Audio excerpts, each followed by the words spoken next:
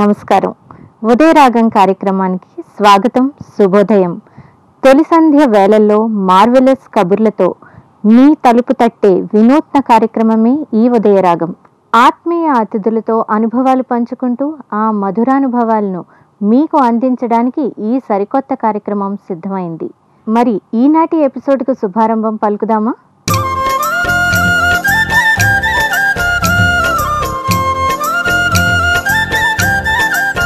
మంచి ఆరంభం అయితే ఆ విజయం మంచి ఫలితాలనే అందిస్తుంది.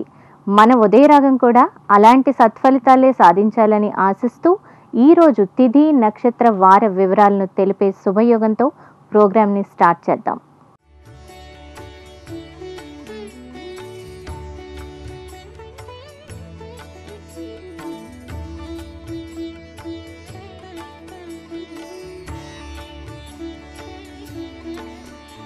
నేటి శుభయోగం చూశారుగా. నేటి మన ఉదయరాగంలో మనతో తమ అనుభవాలను పంచుకునేందుకు ఆత్మీయ అతిథి సాయి పద్మ విచ్చేశారు. సాయి పద్మ గ్లోబల్ ఎయిడ్స్ స్వచ్ఛంద సంస్థ వ్యవస్థాపక అధ్యక్షురాలు. అసాధ్యాలను సుసాధ్యాలుగా సాధించి చూపిన మహిళ. వైకల్యం తన సంఘ సేవకు అవరోధం కాదని నిరూపించారు. సాయి పద్మ సంఘ సేవకురాలు మాత్రమే కాదు, ఒక న్యాయవాది, రచయిత్రి, చార్టెడ్ అకౌంటెంట్ మరియు కర్ణాటక సంగీతంలో కూడా డిప్లొమా సాధించారు. వీరు ఈ సంస్థ ద్వారా గ్రామీణ, గిరిజన ప్రాంతాలకు ప్రాథమిక విద్య, వైద్యం, మహిళా సాధికారత, HIV, ఎయిడ్స్ నిర్మూలన రంగాల్లో అనేక సేవలను అందిస్తున్నారు. వీరి సేవలను గుర్తిస్తూ ఇటీవల దూరదర్శన్ మహిళా సాధికారత అవార్డును ప్రదానం చేసింది. Lions International award, Melvin Jones fellowship, Rotary International USA Paul Harris fellowship, Rex conclave జాతీయ కర్మవీర్ చక్ర అవార్డు వంటి మరెన్నో ప్రతిష్టాత్మకమైన పురస్కారాలు అందుకున్నారు. విశాఖవాసి అయిన పద్మ మహిళలకు, పిల్లల కోసం అనేక సేవా కార్యక్రమాలు నిర్వహిస్తున్నారు. వీరి జీవన ప్రయాణం, భవిష్య ప్రణాళికలు వారి మాటల్లోనే అడిగి తెలుసుకుందాం. సాయి పద్మ గారు, నమస్కారం అండి. నమస్తే మీనాక్షి గారు. సాయి పద్మ గారు, మీకు అసలు గ్లోబల్ ఎయిడ్ అనే సంస్థ స్థాపించాలని ఎందుకు ఆ ఆలోచన వచ్చింది? అది ఒక 30 ఏళ్ల జర్నీ. నేను పుట్టడం గజపతి నగరం, విజయనగరం జిల్లా గజపతి నగరంలో జరిగింది. మా ఫాదర్, మదర్, అమ్మ నాన్నగారు ఇద్దరు డాక్టర్లు, మెడికల్ ప్రొఫెషన్లో ఉన్నారు. అప్పుడు WHO గైడ్లైన్స్, అంటే వరల్డ్ హెల్త్ ఆర్గనైజేషన్ గైడ్లైన్స్ ప్రకారం పుట్టిన తర్వాత పిల్లలకి 3 నెలల తర్వాత పోలియో వ్యాక్సిన్ వేయించాలి అని ఒక డైరెక్షన్, గైడ్లైన్స్ ఉండింది. దాని ప్రకారమే అలాగే వైద్యులైన మా అమ్మ నాన్న పోలియో వ్యాక్సిన్ తెప్పించి ఇంట్లో పెట్టుకొని ఫ్రిడ్జ్లో పెట్టుకొని ఉంచారు. అన్ఫార్చునేట్లీ ఆర్ ఫార్చునేట్లీ నేను చెప్పలేనది ఇవాళ, కానీ ఒక నెలన్నరకే నేను పోలియో బారిన పడడం జరిగింది. నెలన్నరకు పోలియో అంటే ఇట్స్ 45 days బేబీ. ఇక్కడ గజపతి నగరం, మా నేటివ్ ప్లేస్ నుంచి వైజాగ్కి తీసుకొచ్చేలాగా నా కంప్లీట్ బాడీ పోలియోకి ఎఫెక్ట్ అవ్వడం జరిగింది. కంప్లీట్ బాడీ అంటే ఇంక్లూడింగ్ హ్యాండ్స్, వాయిస్ కూడా. ఇవాళ మీరు వింటున్న ఈ స్వరం కూడా ఒక 8 నెలలు, పుట్టిన తర్వాత 8 నెలలు పనిచేయలేదు. సో వైజాగ్ KGHలో పోలియోతో రిజిస్టర్ అయిన ఫస్ట్ కేసు నేను. సో పోలియో అప్పటికి ఏంటి అంటే కొత్త. అందువల్ల వాళ్ళు మొదట డయాగ్నోసిస్ కూడా, డాక్టర్స్కు డయాగ్నోసిస్ కూడా పోలియో టీబీ మెనింజైటిసా, పోలియో మెలైటిసా, ఈ 2 వ్యాధుల మధ్య వాళ్ళు డిబేట్ చేసుకోవడం జరిగిందని కూడా తర్వాత పెద్దవాళ్ళు ఇంట్లో చెప్పడం అది జరిగింది. దాంతో వాళ్ళ దగ్గర అప్పుడు ఉన్న ఏకైక సాధనం ఏంటంటే షాక్ ట్రీట్మెంట్స్ ఇవ్వడం. సో అలాగ పుట్టిన ఫస్ట్ 6 monthsలోనే నాకు ఒక 52 series ఆఫ్ షాక్ ట్రీట్మెంట్స్ కంటిన్యూస్గా ఇవ్వడం జరిగింది. ఆ ఇవ్వడంతో ఏంటి అంటే voice and upper body, hands, brain functionality and upper body movements వరకు వచ్చింది. కానీ మిగతాది చాలా సివియర్గా ఎఫెక్ట్ అవ్వడంతో 2 కాళ్ళు నాకు పోలియో ఎఫెక్ట్ అయ్యాయి. అక్కడి నుంచి it's a journey for my mother and father. ఒక 18 ఆపరేషన్లు జరిపించడం అయితే ఏంటి అంటే ఎడ్యుకేషనల్గా కూడా నేను వెనకపడకూడదని ఇంట్లోనూ బయట ట్యూటరింగ్ ఫెసిలిటీస్ తోటి చేయించడం అయితే ఏంటి, ఇట్స్ ఆల్వేస్ లైక్ వాళ్ళకి it's a double work for the whole family. So చాలాసార్లు నాకు అనిపించేది గ్లోబల్ ఎయిడ్ ఎందుకు పెట్టాను అంటే, చాలాసార్లు నాకు అనిపించేది ఏంటి అంటే, everybody is disabled in one way or the other. మనం చాలా మటుకు కుడి చేత్తో రాయగలిగిన వాళ్ళు ఎడం చేత్తో రాయలేం. కొన్ని పనులు కుడి చేత్తోనే చేయగలం, కొన్ని పనులు ఎడం చేత్తోనే చేయగలం. హ్యావింగ్ సెడ్ దట్, దానివల్ల వాళ్ళని డిజేబుల్డ్ అని మనం అనం. కానీ చూపులకు లోపం కనబడగానేనో, వాళ్ళు వంగి నడుస్తుంటేనో, వాళ్ళు తడుముకుంటూ నడుస్తుంటేనో మనం వెంటనే వాళ్ళని డిస్క్రిమినేట్ చేస్తాం. అంటే ఏదర్ పూర్తి స్థాయి జాలి కానీ, ఏదర్ పూర్తి స్థాయి మనం చూడకూడదు, మన ఇంట్లో ఎవరు లేరు మనం చూడకూడదు అన్నట్టుగా ఒక రకమైన ఏహ్యభావం అని అన్నను. చాలామంది మనుషులు మారుతున్నారు, బట్ ఒక రకమైన ఇబ్బందికరమైన భావం ఉంటుంది అందరిలోనూ. సో అది ఎప్పుడు నన్ను బాధిస్తుంది. ఇంత సపోర్ట్ సిస్టమ్ ఉండి ఇప్పుడు మా ఫాదర్ మదర్ ఎలా చేస్తున్నారో, ఈరోజు మా మ్యారేజ్ దగ్గర నుంచి అండ్ మ్యారేజ్ ముందు కూడా he's my friend, my husband. So తను కూడా అంత సపోర్ట్ ఇస్తున్నారు. ఇంత సపోర్ట్ ఇచ్చిన నాలాంటి వాళ్ళ పరిస్థితే ఇలా ఉంటే, ఇమాజిన్ ఒక విలేజ్ బ్యాక్గ్రౌండ్లోంచి వచ్చి పెద్దగా చదువు లేక ఉన్న వాళ్ళ పరిస్థితి ఏంటి? ఈ ఆలోచనల్లోంచి ఉద్భవించిందే గ్లోబల్ ఎయిడ్. గ్లోబల్ ఎయిడ్ అనే దానికి, ఎయిడ్ అనేది చాలామంది అనుకుంటారు మాదేదో చాలా ఫండింగ్ ఏజెన్సీ, వీళ్ళు గ్లోబల్ అని పెట్టేసుకున్నారు, ఎయిడ్ అని కూడా పెట్టేసుకున్నారు చాలా అని. కానీ ఎయిడ్ అనే దానికి మేము ఇచ్చిన అర్థం ఎబిలిటీ ఇన్ డిసెబిలిటీ. ప్రతి వికలాంగత్వం వెనక ఎంతో కొంత సపోర్ట్, ఎంతో కొంత భగవంతుడు ఒక చోట తీసుకుంటే ఇంకొక చోట ఇస్తాడు భగవంతుడిని నమ్మే వాళ్ళైతే. సైంటిఫిక్గా చెప్పుకున్నా కూడా ఇప్పుడు ఒక బ్లైండ్ వాళ్ళు చెప్పినట్టుగా మెమరీగా మనం అన్నీ చెప్పలేం. ఒక డెఫ్ వాళ్ళు చెప్పినట్టుగా ఒక సెన్సరీ పర్సెప్షన్ వాళ్ళకు ఉన్నంతగా ఏ రూములో ఈ గ్రాస్పింగ్ పవర్ మనం చేయలేం. అదే ఒక ఈ స్టూడియో టోపోగ్రఫీ నేను ఒకసారి చూడగలిగితే, ఒకసారి చూస్తే ఈ 10 ఏళ్ళ కాదు ఎన్నేళ్ల తర్వాత వచ్చినా వీల్ చైర్ ఎక్కడ ఆగుతుందో నాకు తెలుస్తుంది. ఎందుకంటే బాడీ ఎక్స్పీరియన్స్ ఇట్. సో అందువల్ల ఇలాంటి ఎబిలిటీస్ ఉన్న వాళ్ళ పరిస్థితి ఏంటి కోసమని మేము 2008లో ఫుల్ ఫ్లెడ్జ్డ్గా గ్లోబల్ ఎయిడ్ స్థాపించడం జరిగింది. అయితే మీ చుట్టూ ఉన్న పరిస్థితుల్ని చూసి ఏదైనా చెయ్యాలి, సమాజంలో బాధపడుతున్న వాళ్ళకి ఏదైనా సహాయం చేయాలి అనే ఆశయంతో మీరు గ్లోబల్ ఎయిడ్ స్థాపించారు. అయితే దీని ప్రయాణం ఎలా ఉంది? అసలు గ్లోబల్ ఎయిడ్ ద్వారా మీరు చేస్తున్న పనులు ఏమిటో చెప్పగలరా? గ్లోబల్ ఎయిడ్ మేము స్థాపించినప్పుడు మేము 4 ఫోకస్ ఏరియాస్లో స్థాపించాం Meenakshi. Mobility, accessibility, employability and sustainability. ఎగ్జాక్ట్గా తెలుగులో అర్థాలు చెప్పలేను, కానీ మొబిలిటీ అంటే ఒక ప్లేస్ నుంచి ఒక ప్లేస్కి వెళ్ళగలగడం. సో దానిలో భాగంగా వీల్ చైర్స్ ఇవ్వడం దగ్గర నుంచి బ్రెయిలీ పుస్తకాలు విజువల్లీ ఛాలెంజ్డ్ వాళ్ళకి అందుబాటులో ఉండడం దగ్గర నుంచి ఆడియో ఫైల్స్ వాళ్ళు చదువుకోవడానికి, కోర్సు పుస్తకాలు కూడా చదువుకోలేని విజువల్లీ ఛాలెంజ్డ్ పిల్లలు అంటే అంధ విద్యార్థులు చాలామంది ఉన్నారు మనకి. వాళ్ళకి చదివితే గుర్తుంటుంది, వింటే గుర్తుంటుంది, కానీ వినడానికి సోర్స్ ఎక్కడుంది? సో అందరికీ ఇంటర్నెట్ కానీ అవి కానీ అంత ఈజీగా అందుబాటులో లేవు. సో ఇలాంటి వాళ్ళందరికీ మొబిలిటీ చేయడం ఒకటి. యాక్సెసిబిలిటీ ఆఫ్ పబ్లిక్ స్పేసెస్ అంటే మెట్లు, గట్లు ఇలాంటివి లేకుండా వీల్ చైర్ కానీ, లేదా ఒక చోట ఇప్పుడు విజువల్లీ ఛాలెంజ్డ్ వాళ్ళకి లిఫ్ట్లో ఎక్కితే వాళ్ళు ఏ ఫ్లోర్లో దిగుతున్నారో వాళ్ళకి తెలియదు. సో అదే ఒక talking device, you are in 4th floor, you are in 3rd floor ఇలా చెప్పగలిగి, ఇవన్నీ చాలా చిన్న చిన్న విషయాలండి. It's not a big deal, కానీ ఎవరో ఒకళ్ళు పూనుకొని చేయాలి. అది రెండోది యాక్సెసిబిలిటీ. మూడోది ఎంప్లాయబిలిటీ. ఫస్ట్ ఇవాళ ఎందుకు పుట్టావు, ఏం చేస్తున్నావు అంటే ఉద్యోగం పురుష లక్షణం, స్త్రీ లక్షణం అనే ఒకప్పటి మాట. ఉద్యోగం అనేది మనిషి లక్షణం అయిపోయింది ఇప్పుడు. సో అలాంటిది ఆ ఉద్యోగం లేకపోతే ఏ డిజేబుల్డ్ని కూడా ఒక పర్సన్గా చూడరు. ఇళ్లల్లో ఉద్యోగాలు ఎంతో కొంత నువ్వు సంపాదించుకు తీసుకురావాలి అని ఫోర్స్ చేయడంతో చిన్న వయసుల్లో ప్రాస్టిట్యూషన్లోకి వెళ్ళిపోతున్న డిజేబుల్డ్ అమ్మాయిలు కూడా తెలుసు నాకు.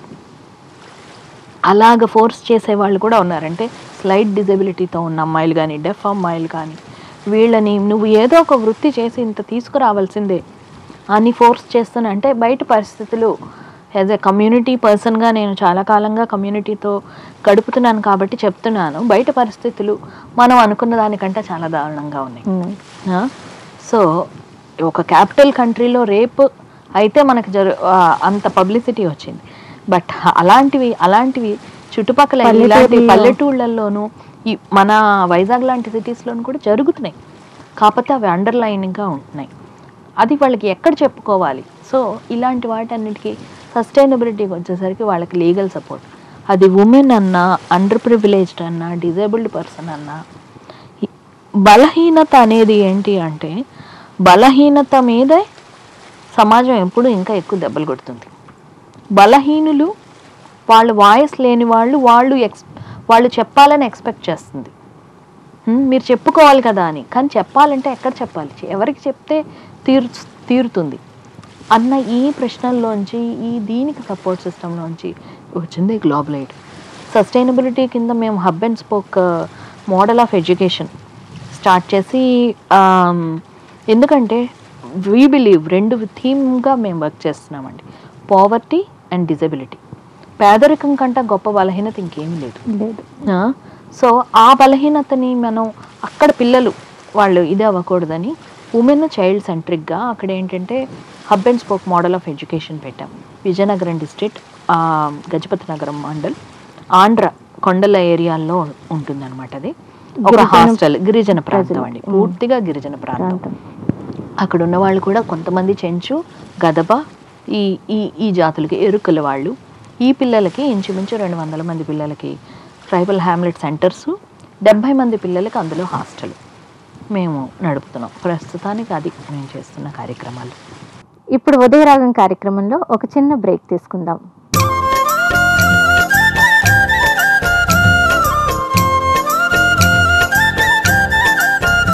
ఉదయరాగం కార్యక్రమానికి తిరిగి స్వాగతం. 12 రాసుల గ్రహబలాన్ని తెలిపే అనుగ్రహాలను మనకు అందించేందుకు శ్రీ శ్రీ శ్రీ లలితా త్రిపుర సుందరి పీఠం పీఠాధిపతి శ్రీ తటపర్తి అప్పలరాజు శర్మ గారు సిద్ధంగా ఉన్నారు.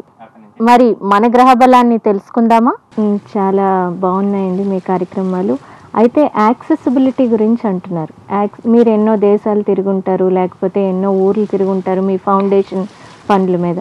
యాక్సెసిబిలిటీ విషయం వచ్చేసరికి భారతదేశంలో యాక్సెసిబిలిటీ అనేది చెప్పాలంటే అసలు 2% 3% for all disabled people. So దాని గురించి మీరు ఏమైనా చేస్తున్నారా? దాని గురించే మేము కంటిన్యూస్గా వర్క్ చేస్తున్నామండి.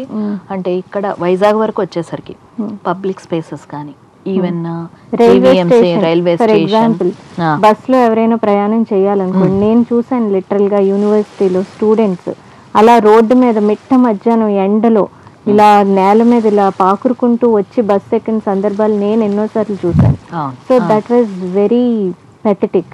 సో అలాంటి వాటి కోసం మీరు ఎటువంటి ప్రయత్నాలు చేస్తున్నారు? యాక్చువల్గా యూనివర్సిటీ యూనివర్సల్ స్టాండర్డ్స్ అన్న ప్రకారం ఏ పబ్లిక్ ప్లేస్ అన్నా కూడా not only for universal standards అని మనం ఎందుకన్నామంటే, కేవలం డిజేబుల్డ్ పర్సన్స్ వాళ్ళకి మాత్రమే కాదు, డిజేబుల్డ్ పర్సన్స్, ప్రెగ్నెంట్ ఉమెన్, ఈ ఆర్థరైటిస్ ప్రాబ్లమ్స్తో వెళ్ళలేని elders and other mobility impairments ఉన్నవాళ్ళు, కొంతమంది ఆటిజం రకరకాల ప్రాబ్లమ్స్ వల్ల నడుస్తూ ఆగిపోతారు, వాళ్ళు ఇంకో స్టెప్ వేయలేరు. ఇలాంటి వాళ్ళందరికీ కూడా యూనివర్సల్ డిజైన్ అవసరం. సో యూనివర్సిటీతో మేము మాట్లాడి వాళ్ళకి ఏంటంటే యూనివర్సిటీ యాక్సెస్ కమిటీలో కూడా మేము ప్రయత్నాలు చేయడం జరుగుతోంది. You know India it's like everything స్లోగా అవుతుంది. ముఖ్యంగా ఏంటి అంటే, చాలా మటుకు ఓన్లీ పబ్లిక్ స్పేసెసే కాదు, ప్రైవేట్ స్పేసెస్. ఫర్ ఎగ్జాంపుల్ మేము సిఎంఆర్ వాళ్ళని అడిగినప్పుడు they have took it up on themselves and they have కంప్లీట్గా ర్యాంప్ వేశారు, బాత్రూమ్స్ అండ్ ఎవ్రీ ఫ్లోర్కి వీల్ చైర్స్. చాలా మటుకు ఏంటంటే ఈ విజువలీ ఛాలెంజ్డ్ వాళ్ళు వచ్చినా, డెఫ్ వాళ్ళు వచ్చినా వాళ్ళకి ఏంటంటే గైడింగ్ పర్సన్స్, వాళ్ళకి షాపింగ్కి ఎవరైనా సాయం ఉండేటట్టు కూడా చేస్తున్నారు. బట్ వేరేస్ పబ్లిక్ ఇన్స్టిట్యూషన్స్ దగ్గరికి వచ్చేసరికి కొంతవరకు కట్టారు, కానీ చాలా మటుకు ఎందుకు అవి సక్సెస్ఫుల్గా కాకపోవడానికి కారణం ఏంటంటే పర్సన్స్ విత్ డిజేబిలిటీస్ ఇన్వాల్వ్మెంట్ అందులో లేకపోవడం. నేను ఒక ర్యాంప్ కట్టిన దానికి మీరు ఒక ర్యాంప్ కట్టిన దానికి తేడా ఉంటుంది మీనాక్షి గారు. ఎందుకంటే నేను ఒక ర్యాంప్ కడితే నేను వెళ్ళాలని కడతాను, మీరు ఒకటి కడితే మీ స్కూటరో బండో వెళ్ళడానికి అన్నట్టుగా కడతారు. అంటే ఒక దానికి దీనికి చాలా తేడా ఉంటుంది. ఎందుకంటే పర్సన్స్ విత్ డిసెబిలిటీస్, ఎందుకంటే the bearer nose wear the shoe pinches అంటారు. అంటే ఎవరైతే ఇందులో కూర్చుంటారో, ఇందులో కూర్చున్న వాళ్ళ బాధలేంటో వాళ్ళకి ఎక్కువ తెలుస్తాయి. సో మేము అడుగుతున్నది పబ్లిక్ స్పేసెస్ని, జీవీఎంసీని, వీళ్ళందరినీ కూడా places of entertainment, places of education, places of religious of importance ఎక్కడైతే వచ్చిన వాళ్ళకి మమ్మల్ని మేము యాక్సెస్ ఆడిట్ చేస్తాం. అలాగే ఇప్పుడు కొన్ని ప్రైవేట్ వాటికి చేయగలుగుతున్నాం. ఇంకా వైజాగ్ వరకు వచ్చేసరికి పబ్లిక్లో కూడా ఇంకా అంత అవేర్నెస్ లేకపోవడం వల్ల వాళ్ళది వాళ్ళ హక్కుగా ఇంకా డిమాండ్ చేయట్లేదు. అందువల్ల కొంచెం స్లో అవుతుంది. But everybody wants that things to happen అండి. ఇవాళ మనకి యూనివర్సిటీలో కానీ లేకపోతే అదర్ పబ్లిక్ స్పేసెస్లో కానీ ఎవరైతే ఉన్నారో they are very proactive people. మనకు కావాల్సింది ఏంటి అంటే దాన్ని ఇగ్నైట్ చేయడమే. సో దాని దిశగా మేము ట్రై చేస్తున్నాం. మీరు సోషల్ యాక్టివిస్ట్ మాత్రమే కాదు, ఒక రచయిత, ఒక రైటర్, పోయెట్ అండ్ లాయర్, ఇంకా చాలా ఉన్నాయి మీకు. రచయితగా అసలు మీ అనుభవం, అసలు మీకు ఎందుకు రచన చేయాలనిపించింది? ద వర్క్ ఐ సీ అండి. ఎందుకంటే ద పీపుల్ మనం అనుకుంటాం బెనిఫిషరీస్, కానీ మన అంటే చదువు, సో కాల్డ్ డిగ్రీలు, క్వాలిఫికేషన్స్ ఇవన్నీ పక్కన పెడితే people forcibly have become more smart than they think. Community అందువల్ల ఏంటంటే ఎవరైతే బలహీనులు ఉన్నారో వాళ్ళు అలాగ బలహీనులుగానే ఉండిపోతున్నారు.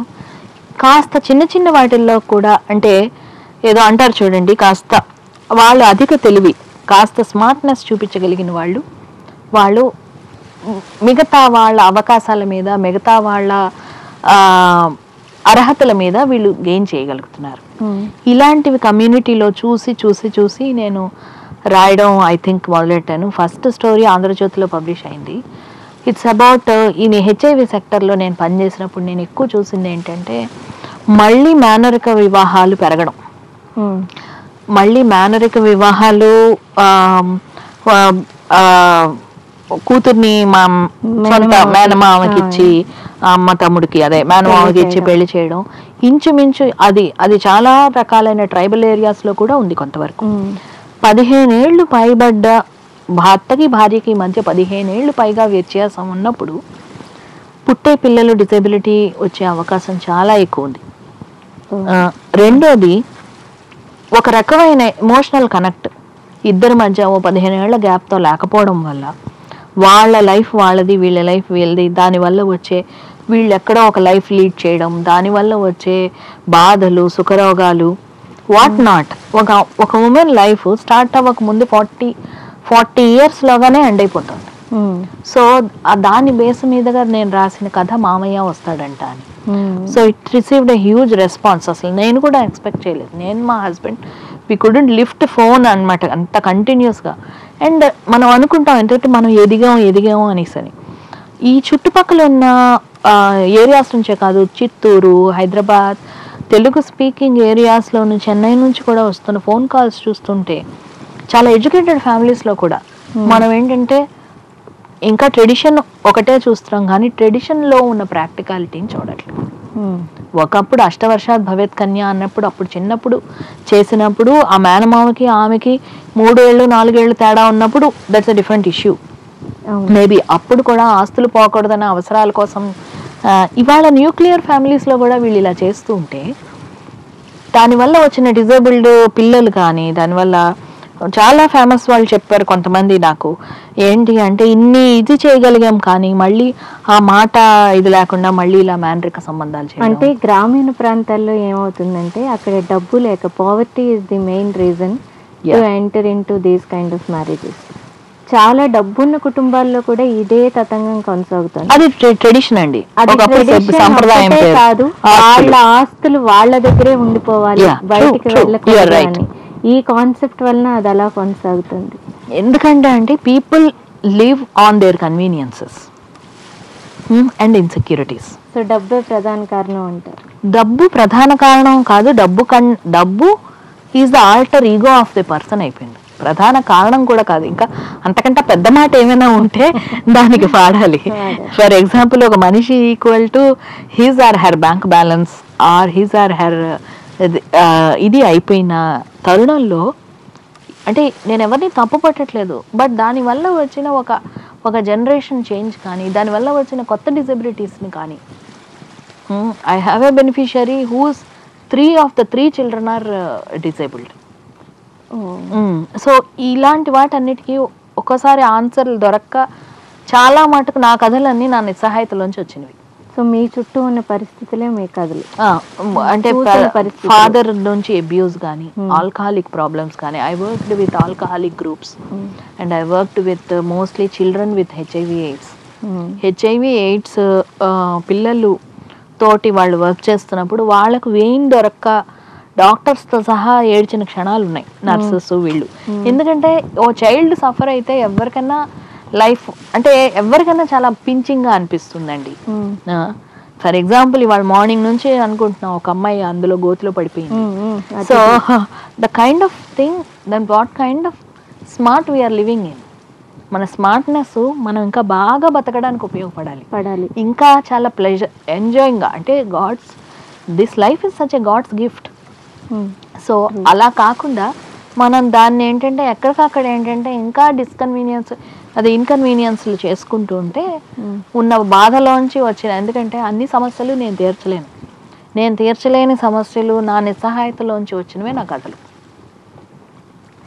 మరి ఇప్పుడు మనం సమాజాన్ని చూస్తుంటే చాలామంది అన్నీ ఉన్నా కూడా టైం లేదు, టైం ఉంటే కాఫీ షాప్కి వెళ్దాం, స్టార్ హోటల్కి వెళ్దాం, బీచ్కి వెళ్దాం.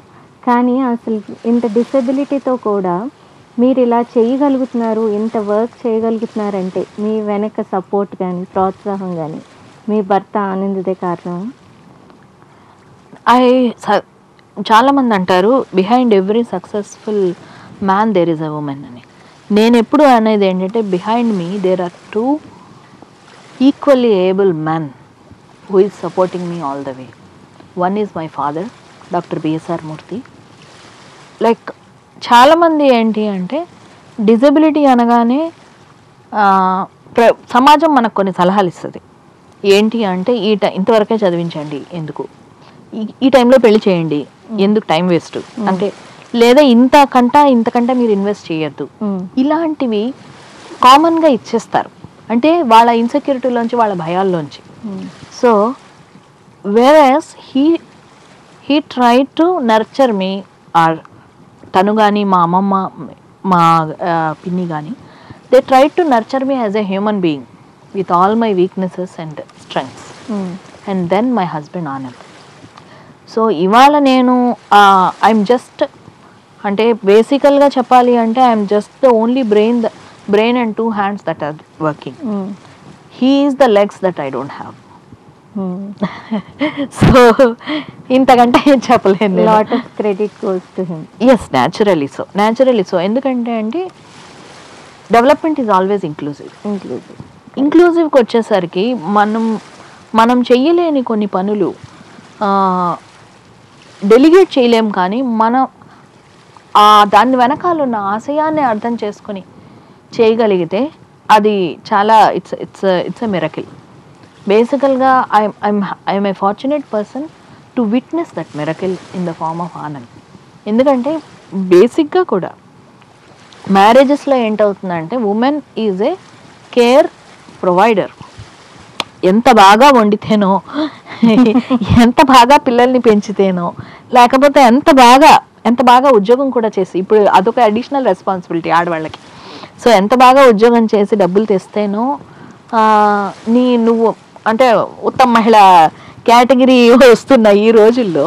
So most of the time 80% నేను డిజేబుల్డ్. నేను మోస్ట్ ఆఫ్ ద టైమ్ నాకు మార్నింగ్ స్టిఫ్నెస్ ఉంటుంది. I have a lot of health issues, other health issues also. And after this much time I'm trying to walk also. So ఇవన్నీ తోటి ఒక మనిషితో బతకడం అంత ఈజీ ఏం కాదు. So And he guides me because has a vast experience of social entrepreneurship of 25 years. So he guides me regarding the community. అంటే emotion logic కరెక్ట్గా where to place in the right kind of in the whole scheme of the things అన్నది తను చాలాసార్లు నాకు guide చేస్తాడు. I really cherish the journey of this గ్లోబలైట్ along with him and many supporters. You are fortunate enough. Yes, I can To find say him. that, yes. Yeah. Because ఏంటంటే we met through the social work only. So అంటే ఏంటంటే అండి, nobody wants to, even men don't like even women bosses. Factualగా మాట్లాడుకోవాలంటే they don't even like to take orders from a woman. ఆ culture మంది. It's not that it's wrong or something. ఆ culture నుంచి this is something that is a equal partnership that is working on. మీరు ఇవన్నీ కాకుండా కర్ణాటక సంగీతంలో కూడా diploma సాధించారు. సో మా కోసం ఏమైనా ఒక చిన్న సంగీతం పాడతారా? మ్యూజిక్ అంటే మా అమ్మకి, అంటే దాని మ్యూజిక్ బ్యాక్గ్రౌండ్ ఏంటంటే మా అమ్మకి ఎప్పుడు వాయిస్ లేదు కదా చిన్నప్పుడు అంతా. సో మా అమ్మకి ఎప్పుడు ఏం భయం ఉండేది అంటే ఈ వచ్చిన వాయిస్ మళ్ళీ ఎక్కడ పోతుందో అని భయం ఉండేది. సో ఆవిడ so she made me do that music సంగీతాన్ని. తను మొదట నువ్వు నేర్చుకోవాల్సిందే సంగీతం అని చెప్పింది, కాస్త తర్వాత it has become a part and parcel of my life. So every song I sing is dedicated to my mother who is no more. ఇందరికీ అభయంబు ఇచ్చు చేయి, కందువగు మంచి బంగారు చేయి.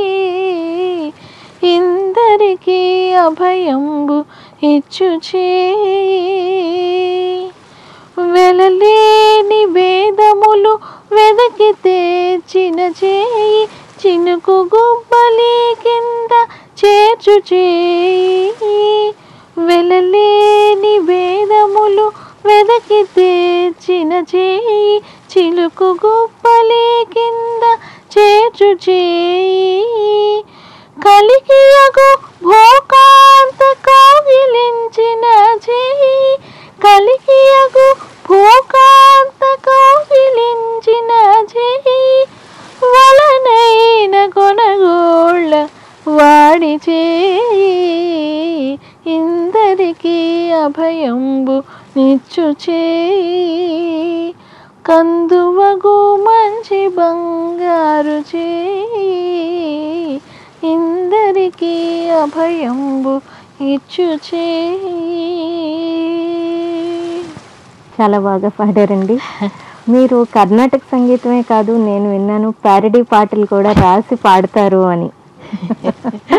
అసలు ఈ ఆలోచన ఎందుకు వచ్చింది? అంటే ఫండ్ రైజింగ్ కోసమా, లేకపోతే అది మీ ఇంట్రిన్సిక్గా ఉన్న మీ అలవాట, ప్యాషనా? యాక్చువల్గా ఫండ్ రైజింగ్ అనే దానికంటే కూడా ఆల్మోస్ట్ లైక్ దాని వెనకాల ఆనంద్ ఉన్నాడు. ఆల్మోస్ట్ లైక్ తను ఆల్వేస్ సే దట్ లైఫ్ చాలా స్ట్రెస్ఫుల్ అయిపోయింది అందరికీ. ప్రతిదీ పరుగులు ఎందుకు పరిగెడుతున్నామో తెలియదు ఎవ్రీబడి. ఇంకా ఎందుకంటే ఒక హాయిగా అవన్నీ మర్చిపోయి హాయిగా నవ్వుకునేలా ఉంటే బాగుంటుంది అన్నది తను ఎప్పుడు తాను చాలా ఇచ్చేస్తూ ఉంటాడు అన్నమాట. యూ కెన్ రైట్ కదా, అది రాయొచ్చు. మామూలుగా సరదాగా మొదలెట్టాను. వైజాగ్లోనే కాకుల శ్రీనివాసరావు గారని ఒక ఆయన మంచి సోషల్ యాక్టివిస్ట్, ఆయన చనిపోయినప్పుడు పోర్ట్లో కాకులన్నీ వచ్చి ఒక 1200 ఎన్నో కాకులు ఆయన దగ్గర అలాగా ఉన్నాయట. ఆయన బాడీని కూడా లేకుండా, ఎందుకంటే he use to feed them, nature lover ఆయన. ఆ కాకులకి ఎవ్వరు ఏం పెట్టేవారు కాదు, ఆయన పెట్టేవాట. సో అప్పుడు ఆయన మెమరీలో ఒక పాట రాశాను. తర్వాత ఏంటంటే తర్వాత ఆ మెమరీలో పాట రాసిన తర్వాత ఆనంద్ నాకు హీజ్ ఆఫ్టర్ మీ అనమాట. సో నువ్వు చేయగలవు కదా, అది చెయ్యొచ్చు కదా అనేసని. సో ఈటింగ్ హ్యాబిట్స్ మీద ఒకటి రాశాను. అదేంటంటే నువ్వే చిత్రంలో అది, వెళ్ళపాళ లేకుండానే తింటావెందుకు, ఓపలేని నీ బరువు చూడు ముందుకు, నువ్వనేది ఒకే మనిషని మాకిన్నాళ్ళు తెలుసు, ఇద్దరిలాగా కనిపిస్తుంటే నమ్మనంటూ ఉంది మనసు. ఓ, ఓ, నీ బరువు లోకానిదా, అదుపులేని అలవాట్లదా, భయపెట్టే నిజమైన తెలియాలిగా నీకైనా, కనులు మూసుకొని ఏ లాభం, కలైపోయిన గత రూపం, చెదిరిపోతోంది చాంచల్యం, అయుపులేనిది ఆరోగ్యం, ప్రతి క్షణం బ్రతుకులో నిన్ను నువ్వు దాటగలవా, అలా అలా అనమాట. సో చాలా మంది డైటీషియన్స్, డాక్టర్లు ఇవ్వండి ఇవ్వండి ఆ పాట రాసుకొని పెడతా. చాలా ఇంకా ఎవరి మీదైనా రాశారా సాయి పద్మ గారు? నేను సోషల్ ఇష్యూస్ మీద రాస్తున్నాను అండి. అది పవర్ కానీ, పిల్లల స్టూడెంట్స్ అంటే స్టూడెంట్స్కి ఫీజులు కట్టలేక తల్లిదండ్రులు ఎలాగా కార్పొరేట్ చదువులో ఎలాగ వాళ్ళు ఇది అవుతున్నారో, అండ్ పొలిటీషియన్స్ గురించి. ఏది పొలిటీషియన్స్ గురించి ఏది ఒక 2 లైన్లు పాడతారా? అదే, ఇది ఒక రాజకీయ నాయకుడు ఆవేదన అనమాట. ఓటర్స్ వెనకాల వాళ్ళు ఎలాగ చేస్తారు ఎలక్షన్ టైంలో అన్నది. నువ్వే నువ్వే పాటలో ఏ చోట ఉన్నా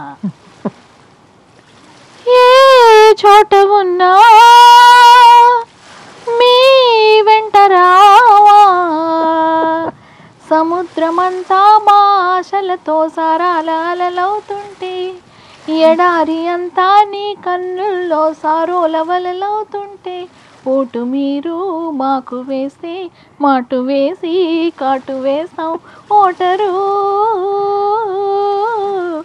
ఓటే కావాలంటోంది ప్రతి క్షణం మా ప్రాణం, నిన్నే వెంటాడుతూ ఉంది పదే పదే ప్రచారం, ఏ చోట ఉన్నా చేయి పట్టి నడిపిస్తాంలే చంటి పాపలా, పోలింగ్ బూత్ వరకు మేమే కాపలా, ఒక్కసారి మీట నొక్కు అంతే చాలులే, పంచవర్షాల దాకా మళ్ళీ రాములే, ఏమంత తప్పు చెప్పు ఓటడగడం, ఒక్కసారి వేసి చూడు మళ్ళీ కనబడం, దొరికే వరకు వెతుకుతూ ఉంటాం ఓటేసేందుకు రావా. అలా మీ పాట చాలా సమకాలీన రాజకీయ పరిస్థితులకు అద్దం పడుతుంది. సో ఇవన్నీ కాకుండా అసలు మీరు ఈ మహిళా సాధికారత కానీ, పిల్లలకి కానీ చాలా సేవా కార్యక్రమాలు చేస్తున్నారు. అయితే మీ భవిష్య ప్రణాళికలు ఏమిటో చెప్తారా? ఫ్యూచర్ అంటే చాలా బ్రైట్గా నేను ఊహిస్తున్నానండి. యాక్చువల్గా ఏంటి అంటే, ఉమెన్ కానీ చిల్డ్రన్ కానీ వాళ్ళ రైట్స్ మీద వాటి మీద అవేర్నెస్లోకి వస్తున్నారు, పర్సన్స్ విత్ డిజబిలిటీస్ కూడా. సో ఈ 3 సెక్టర్లలో నేను పనిచేస్తున్నప్పుడు తెలుసుకున్నది ఏంటంటే, వాళ్ళు మనకు నేర్పుతున్నారు చాలా విషయాలు. సో ఇప్పుడు కావాల్సిందంతా ఏంటి అంటే, ఈ వీటిలన్నిటినీ కూడా కోఆర్డినేటెడ్ చేసుకుని మేము వర్క్ చేయడం. అంటే ఎవరైతే ఉమెన్ డిస్ట్రెస్లో ఉమెన్కి లీగల్ హెల్ప్ కానీ, లీగల్ హెల్ప్ దగ్గర నుంచి, అంటే చాలామందికి ఎడ్యుకేటెడ్ ఉమెన్కి కూడా ఒక ప్రాబ్లం వస్తే ఎక్కడికి వెళ్ళాలో తెలియదు. సో ఈ లీగల్ హెల్ప్స్ దగ్గర నుంచి ఎమోషనల్ హెల్ప్ దాకా కూడా మేము, ఇది being a lawyer my self, నాకు ఆ విషయం మీద ఆసక్తి ఉండడంతో మా టీం అంతా కూడా కలిసి మేము ఆ దిశగా కూడా వర్క్ చేస్తున్నాం. అండ్ పోస్ట్ హుడ్హుడ్ మేము స్పెసిఫిక్గా ఫ్యూచర్ ప్రాజెక్ట్స్లో డిజబిలిటీ సెక్టర్లోకి వచ్చేసరికి అయితే, నేను ఈ మధ్య రీసెంట్గా యుఎస్ వెళ్ళి నేను క్యాలిపర్ ఒకటి వేసుకు రావడం జరిగింది, తీసుకున్నాను నేను. అదే it's a carbon graphite malleable అనమాట. అంటే ఒక కార్బన్ గ్రాఫైట్ మెటీరియల్తో చేసింది. పోలియో వ్యాధిగ్రస్తుల్ని ఏ స్టేజ్లో ఉన్న వాళ్ళని కూడా మళ్ళీ తిరిగి నడిపించగలుగుతుంది అది. సో దాన్ని వేసుకుని నేను ఆఫ్టర్ 30 years మళ్ళీ నేను నిలబడి నేను చిన్న చిన్న అడుగులు, అంటే నేను మళ్ళీ బేబీ స్టెప్స్ వేస్తున్నానని చెప్పుకోవాలి.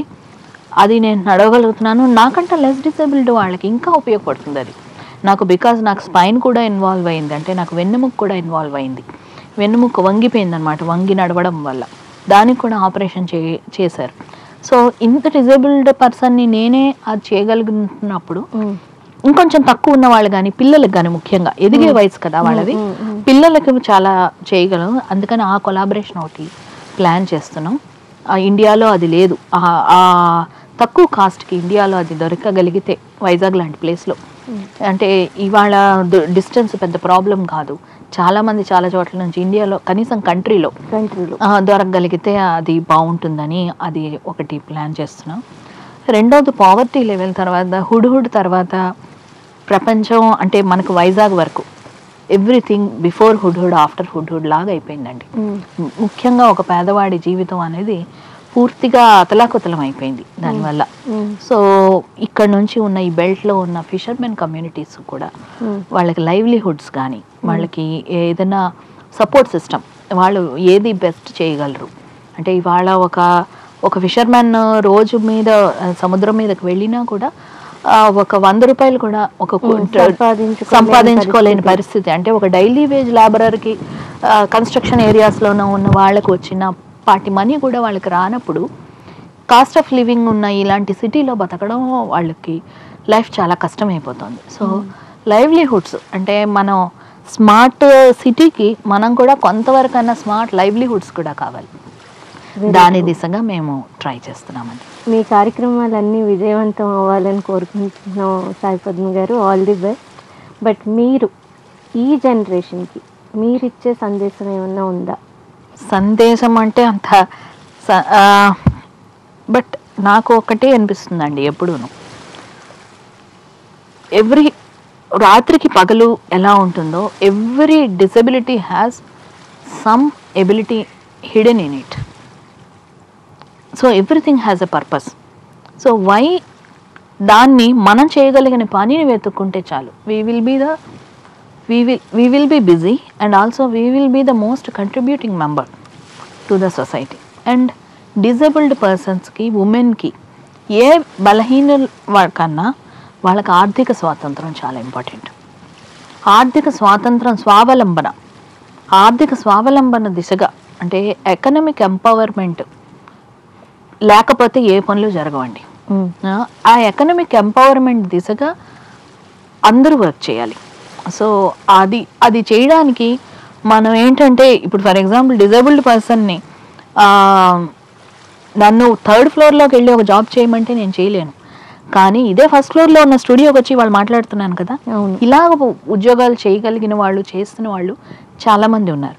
సో మీ ఎబిలిటీని మీరు చెయ్యలేని, మనం ఏం చేస్తామంటేనండి, ఏదన్నా ప్రాబ్లం వస్తే ఏది చెయ్యలేమో దాని మీదే ఫోకస్ చేస్తాం. ఇది నేను చేయలేకపోతున్నాను, కర్మ, ఫేట్, దానికి ఇంకా రకరకాల పేర్లు పెట్టి ఈ ప్రాసెస్లో ఏంటైపోతుందంటే చేయగలిగిన పనులు మర్చిపోతాం. సో చెయ్యగలిగిన పనుల మీద ఫోకస్ చేస్తే అసలు మనం ఏమిటి చెయ్యలేమో కూడా మనం మర్చిపోతాం. అవును, చాలా మంచి విషయాలు చెప్పారు సాయి పద్మ గారు. మీ జీవితం, లైఫ్, ప్రయాణం, సంఘ సేవ ఎంతో మందికి మార్గదర్శకంగా నిలుస్తాయని ఆశిస్తున్నాం. ఈరోజు మాతో మీ సమయాన్ని కేటాయించినందుకు ధన్యవాదాలు. నమస్కారం. Thank you so much Meenakshi గారు.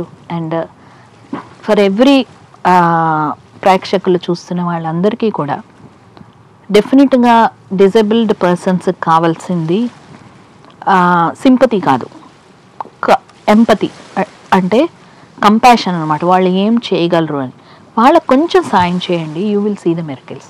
థ్యాంక్ యూ సో మచ్ ఇవాళ మీ అందరితోటి ఇలా మాట్లాడినందుకు. Thank you. ఒక మంచి మాట జీవితాన్నే శాసిస్తుంది, ఆ జీవితాన్ని సమూలంగా మార్చేస్తుంది.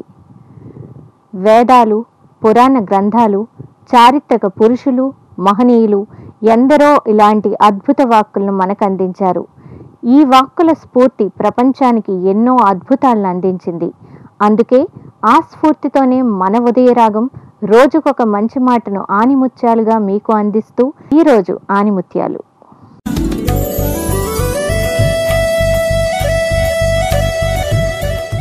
అందరినీ సమానంగా చూసేది లోకంలో ఒకే ఒకటి ఉంది, అదే మృత్యు. జాన్సన్. ప్రతి ఉదయం రాగోదయం చేసేందుకు వచ్చిన ఈనాటి ఉదయరాగం ప్రోగ్రాం హాయిగా ఆహ్లాదంగా ముగిసింది. మళ్ళీ మరో ఎపిసోడ్లో కలుద్దాం. నమస్కారం.